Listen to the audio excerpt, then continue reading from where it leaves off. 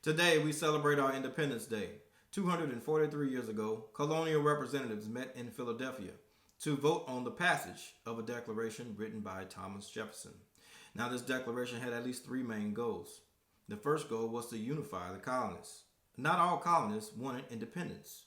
Many of them feared that had they joined, they would have lost their property, would have gone to jail, or possibly died. The second aim of the declaration was to justify separation from the king. Now, King George had exercised a level of absolute control over the colonists, leaving them little room to vote as they wished or to be represented like other British citizens. There were standing armies in their cities, and after over a decade of excessive taxation because of the French and Indian War, many of the colonists had had enough.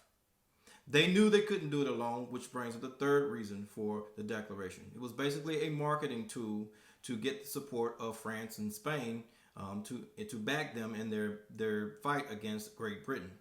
They needed weapons, they needed ships, they needed training, and they needed money in order to fight the British.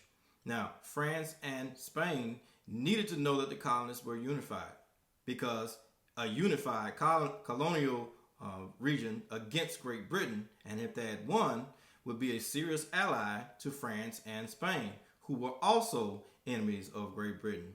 And as the old ancient proverb goes, the enemy of my enemy is my friend.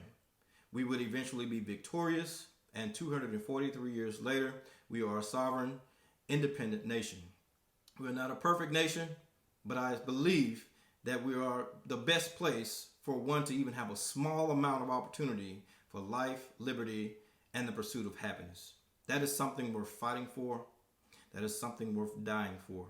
And it's something we all have to continue to keep that idea alive.